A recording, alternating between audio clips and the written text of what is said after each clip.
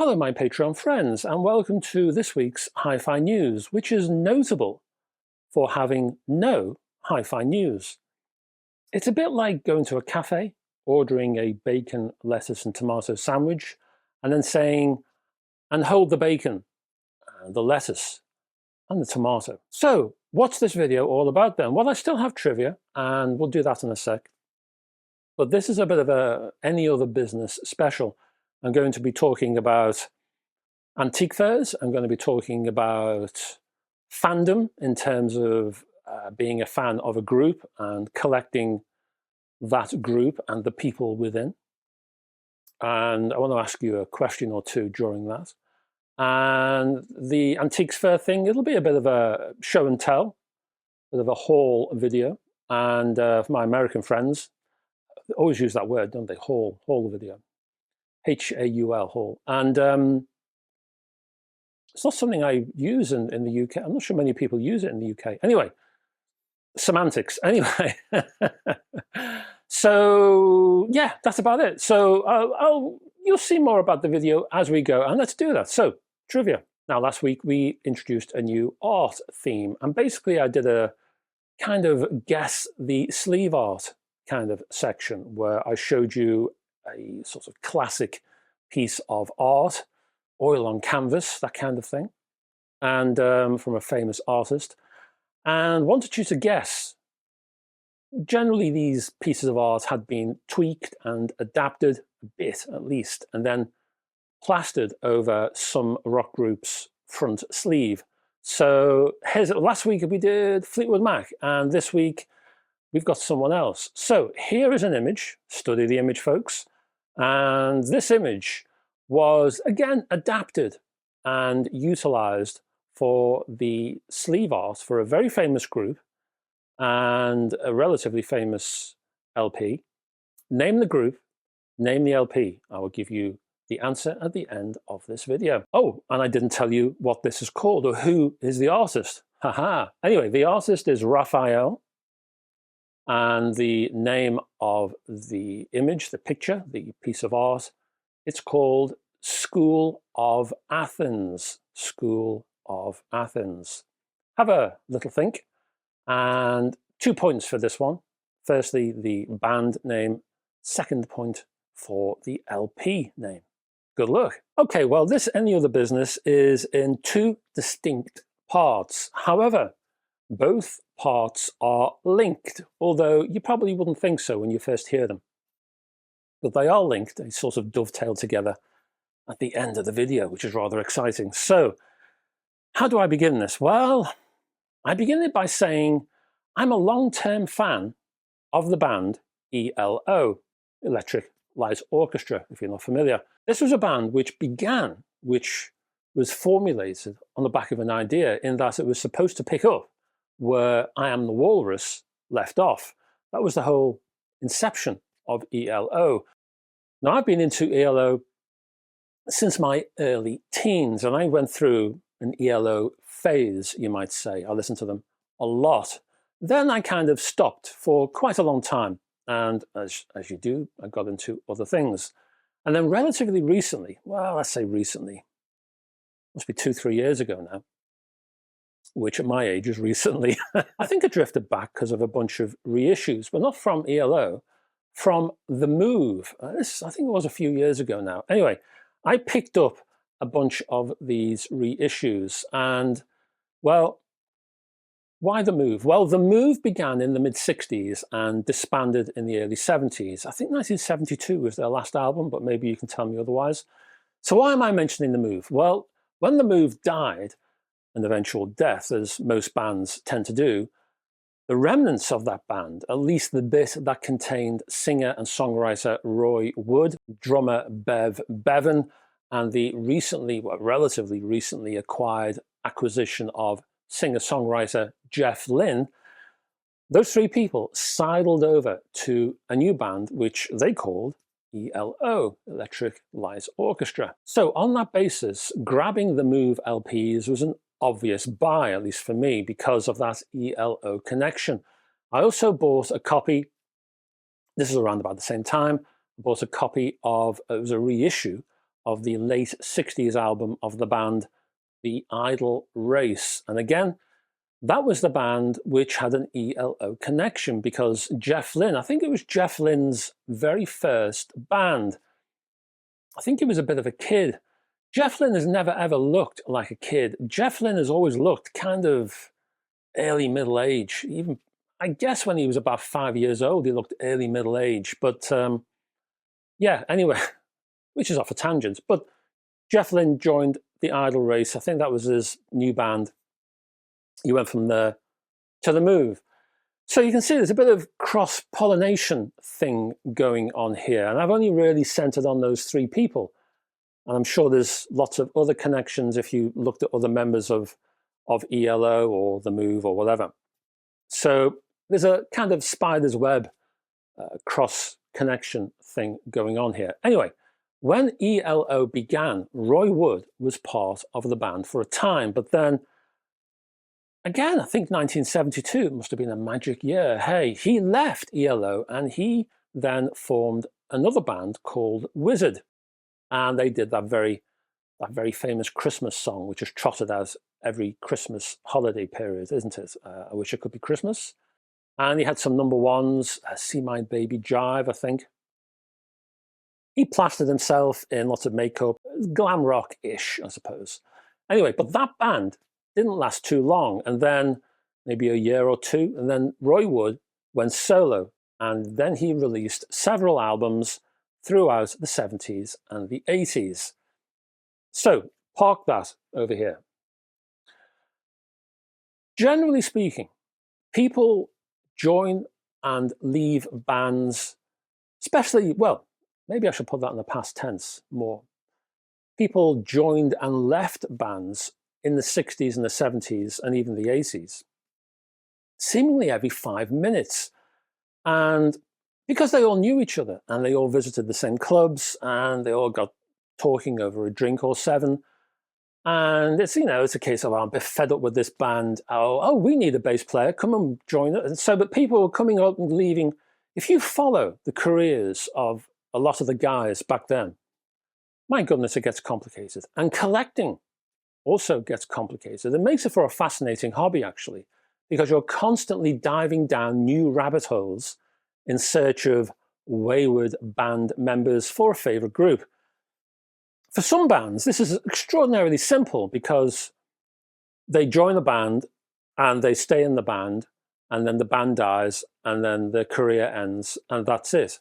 So that happens, sure, but not every band, especially successful, long-lived bands.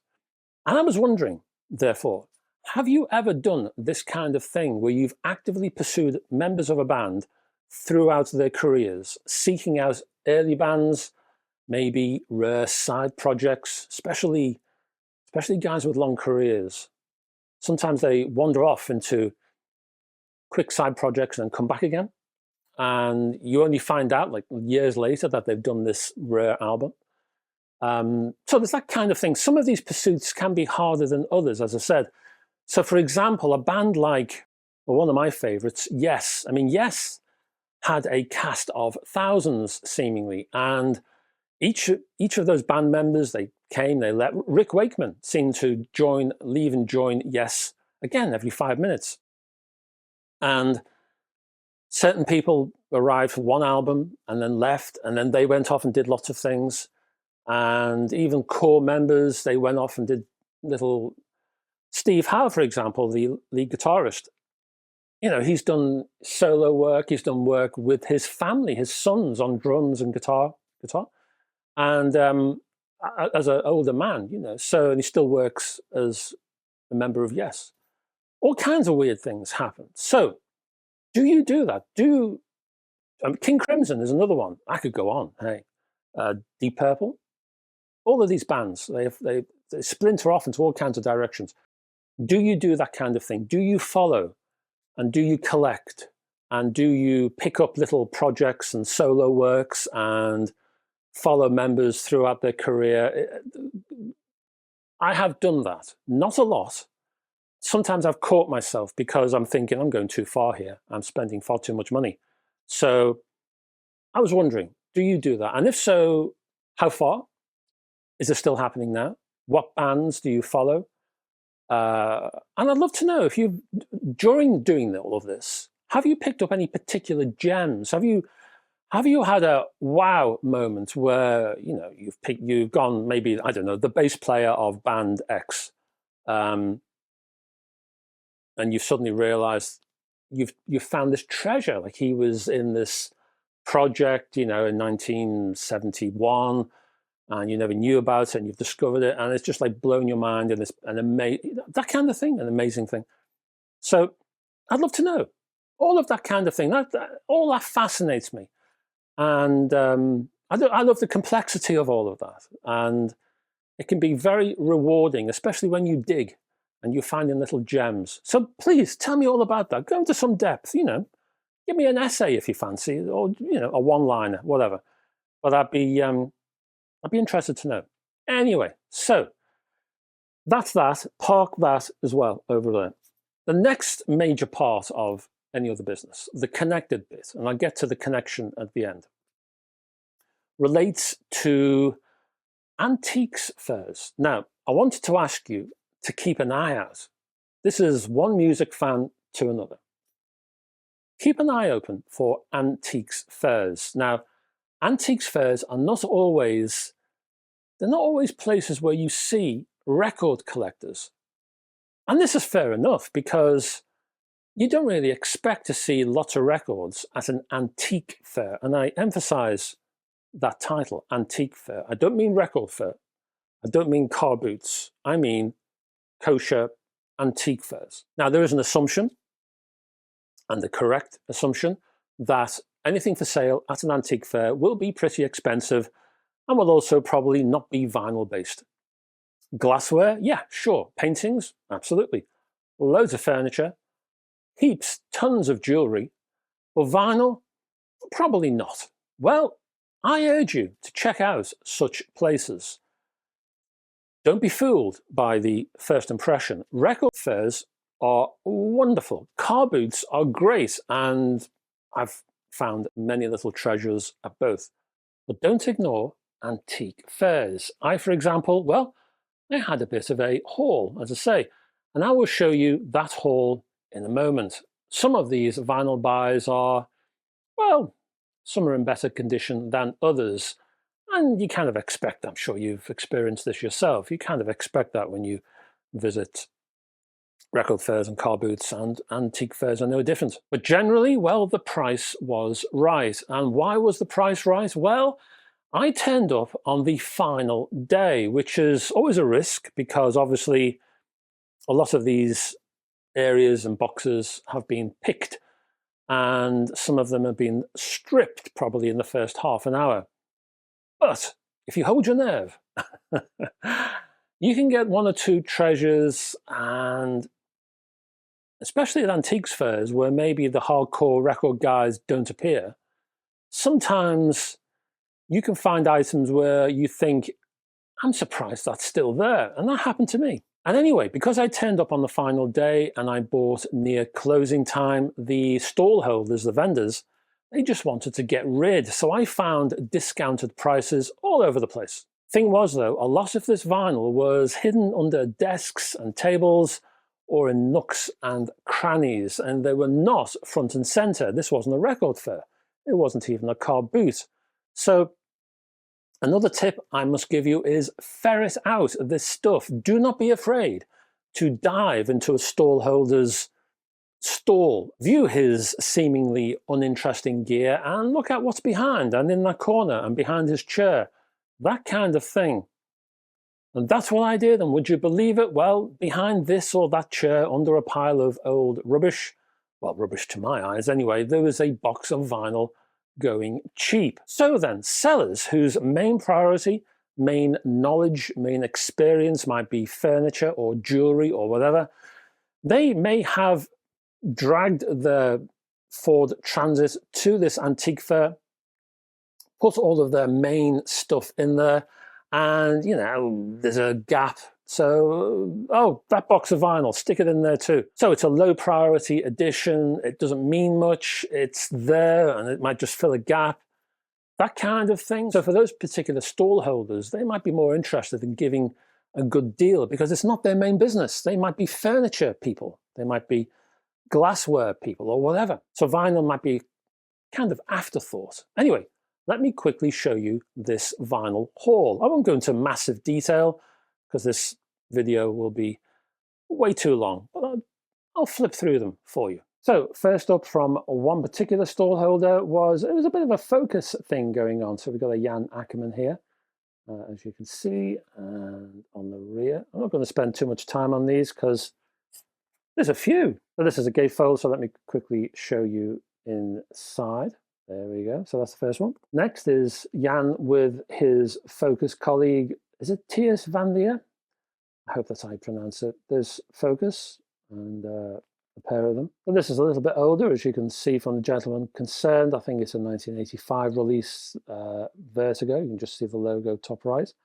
And that's that one. That was from the same stall holder. And the first two LPs should have been £4 each, which I thought was reasonable. But because I turned up on a Sunday, we got a discount, or I got a discount rather, of 20%. Now, from a second stall holder, I got quite a watch. And again, keeping the Focus theme, here's Focus 3. I don't see Focus 3 very often like this. It's got a little sort of embossed area here. Where you can feel the windows, you can feel the window sort of pattern. So you don't, and this again is also embossed. I don't know if you can see this. You can see here's a little bit of folding damage, so you can see that. Anyway, very nice. I also got the incredible string band, the Hangman's Beautiful Daughter in this particular case. Very nice indeed. I don't really know, well, I do know the Incredible String Band, of course, a very famous band. But personally, I don't know too much about them. Well, I haven't lived with their music. Again, I know their music. What am I trying to say? What I'm trying to say is I haven't lived with their music. I haven't it hasn't sunk into my consciousness. And I thought, I must grab some LPs. So this is what I did. So this is the first one, first Incredible String Band. There's more. Here's another one, Changing Horses. So happy with that one too. I think this one is Liquid Acrobat as regards the air. Amazing titles. And another, Hard Rope and Silken Twine. This guy was obviously an Incredible String Band fan, the original owner of these vinyl discs. And again, I looked up another from the Incredible String Band. Very nice. Here is Steve Hackett, and I have a feeling I've got this already, but you know, I couldn't leave it. Just in case, I grabbed it, and I will tell you the prices of these particular LPs in a moment. Now, I would never normally buy Steel Span. Steel Span, I've always thought, is not for me. And the reason I've thought that is the single All Around My Hat, which I've got the album where that's on in a second. I'll show you that in a minute. It's always irritated me. It was their big, big hit. That's how I know the band. I didn't know anything else about them in terms of their album tracks. And then I stumbled across a CD box set and I thought, hang on a minute. This is prog. It's my thing. So I'm getting to know the band a lot better since this CD box set. And now I saw vinyl in this same stall holders box. I grabbed, well, not just this one, but also this one. Should be turning these around, shouldn't I? Sorry. I'm trying to get through these fairly quickly because I could be here for hours. And the infamous album with the very well-known big hit. There it is, All Around My Hat. But that's not all. I got Quicksilver Messenger Service and Happy Trails. Classic cover. Very well-known cover. Very happy with that. This is the only album by the band I have had. I wasn't sure whether I'd like the music for this one, but at this price, I'll get to that in a moment, I thought I'd give it a chance. Graham Nash, well, I'm a big fan of Crosby, Stills, Nash and Young and all the permutations thereof. So saw this one and very happy with that. There's the rear. It's a bit of a rainbow. That's about it, really. Is this a... Yes, it's a... I'll show you the inside. I'll show you the inside. Here we go. A rather dapper Graham Nash. And finally, a band called O. I know not. I haven't checked the internet. I will check the internet, but I haven't thus far. Do you know a band called? In fact, I'll wait for you. I will not look at the internet. I will wait for your experience and your advice on this. Do you know this band? A band called O. I have never heard of them. I don't know who they are, what kind of music they provide. They're on the Epic label here. I have a date of 1974. I've never heard of them. A band called O. Who are they? Who are these people? And what kind of music? Can you tell me anything about them? Anyway, that last rather large batch, guess how much? £2.50 per LP. £2.50. I mean, there are some rather expensive LPs in this little batch. I was going to buy off Discogs at least. But £2.50? I just grabbed a whole bunch.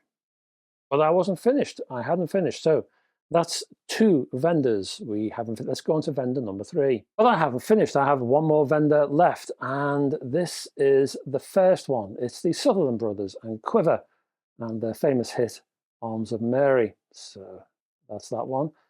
I can't say I've seen this too often in the wild. So that's why I picked this up. And I do have an earlier, well, you may have seen some of my HiFi reviews. I've used another album of theirs, self-titled, as a reference piece. So I saw this and I thought, oh, okay, I'll pick it up. Now I have one more LP to show you. But firstly, I just wanted to say this. Now, I didn't go on my own. I went with my wife. And before we were ready to go home, we looked at a stall placed out in the open air. Some of the stalls were covered, some in the open air. Now, there was one particular stall, and it was a couple, man and wife, man and woman anyway, and they were at a sort of end of a road, end of a path, stuck in the corner, and I found 2 albums. I've shown you one already. The Sutherland Brothers was one of them. And for the other album, which I'll show you in a second, there is a connection to ELO. Well, Roy Wood. Takes me all the way back to the start of this video. And this album surprised me. And it really surprised me. Now, why is that? Well, a while back, following this ELO-esque creative trail, I decided to buy some Roy Wood solo LPs. One of them was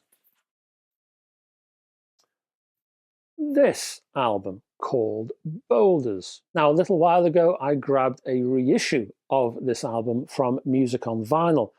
But something made me want to buy an original pressing, and that's what I wanted, and that's what I sought out, and I couldn't find one in decent condition. To get a decent copy, that is, the disc is in a decent condition, and also generally the sleeve is in pretty decent condition, I had to look on Discogs. Problem was, though, despite the fact that I was looking at stock items from some of the largest indie record shops in the UK and elsewhere, at the time of my search anyway, every single copy of Boulders as original pressings was being sold as a remainder. Now, what I mean by that is every copy had a damaged sleeve, purposefully. It had been pulled off retail shelves and stuck in a bargain bin, you might say. And the sleeves, when that happened, had been vandalized. So the corner of one of the sleeves had been snipped off, or a hole had been punched straight through. Now, on Discogs, every retailer holding an original pressing of this album presented a sleeve in remaindered condition, damaged condition, that is. And I thought that was my only option, so I bought one. And you can see here, just here, you can see the damage, the snip, the remaindered snip on the corner of the sleeve.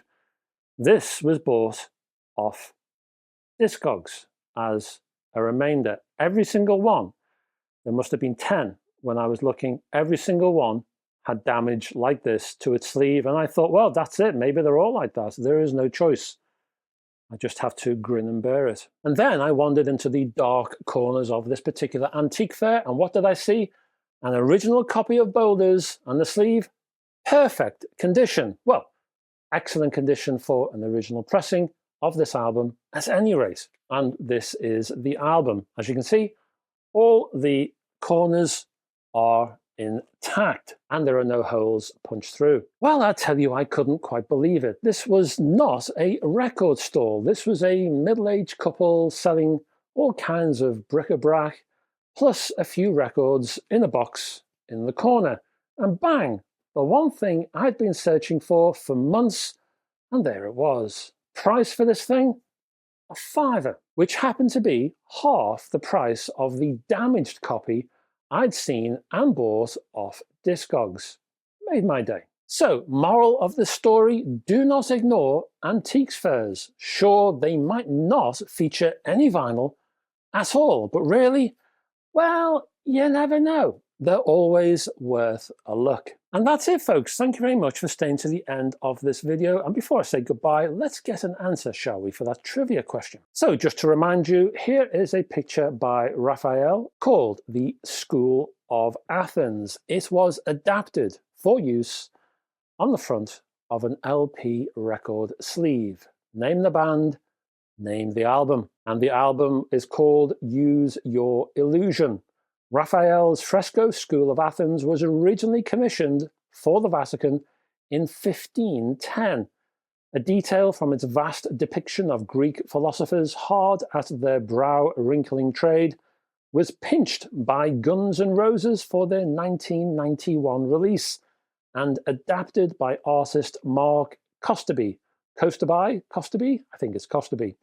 It was then chosen by Axl Rose as the ideal image for the cover of both volumes of their much-anticipated album. So now you know. Did you get the band? Did you get the album? Did you get both? Please let me know. And that's it, folks. Thank you very much for staying to the end of the video.